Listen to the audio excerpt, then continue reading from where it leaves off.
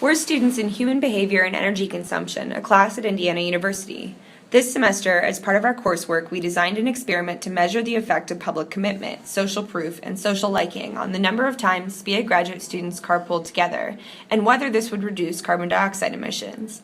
While our project might not have resulted in a reduction in energy used for transportation by students, we did learn a lot about student transportation habits, attitudes, and areas for future improvement. We're Group 5, made up of Laura, Emily, Robin, and Dongchen.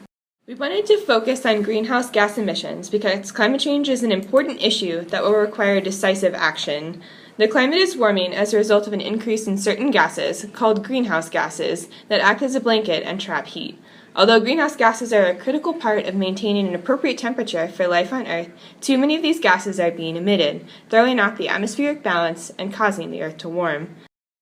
Transportation is a significant contributor to greenhouse gas emissions, so reducing emissions in this area is critical and will require serious systemic changes in transportation behavior. Based on our calculations, the average car trip around Bloomington emits 2.436 pounds of carbon dioxide, and the majority of trips occur with only one person in the car. There is a lot of room for energy savings in the transportation sector because 20% of global carbon dioxide emissions can be traced to personal transportation. Carpooling with just one other person cuts the emissions per person in half, and regular carpooling can ultimately save a lot of energy. So we wanted to encourage people to move away from using personal cars and instead take the bus, bike, or walk.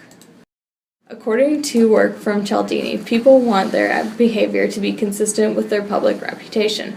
We wanted to use this to our advantage and encourage people to change their transportation behavior. We felt like it would be most effective to ask our participants to report behavior and make public commitments on a platform they already frequently used for that purpose, so we decided to center our experiment around a Facebook group.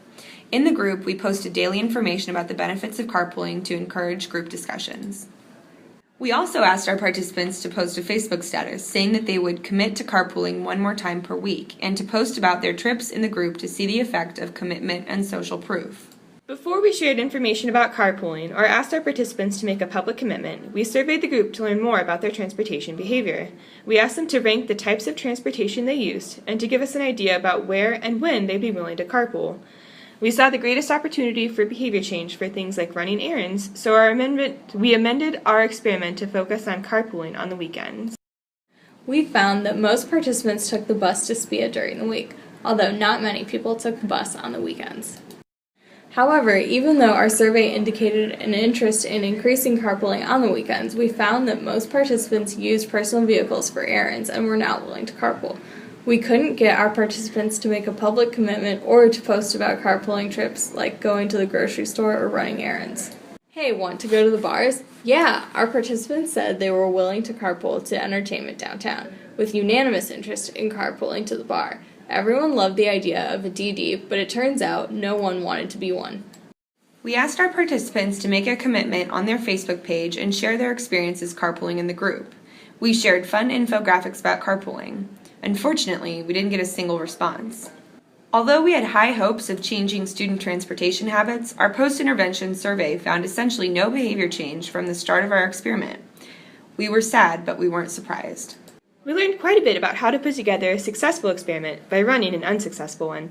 We learned that SPEA grad students don't have much room in their schedules for the types of commitment and engagement we wanted from them. Grad school life was getting in the way. We learned that SPEA students are generally quite an environmentally conscious bunch, so there wasn't much room for improvement in their transportation behavior. The amount of time we had to conduct our experiment within the constraints of a semester-long class also impacted the outcome. Finally, we learned that we need to aim for a much larger sample size in order to get enough data to test for an effect, especially when the results rely on self-reported data. If we could do the experiment again, we would focus on a simpler behavior change.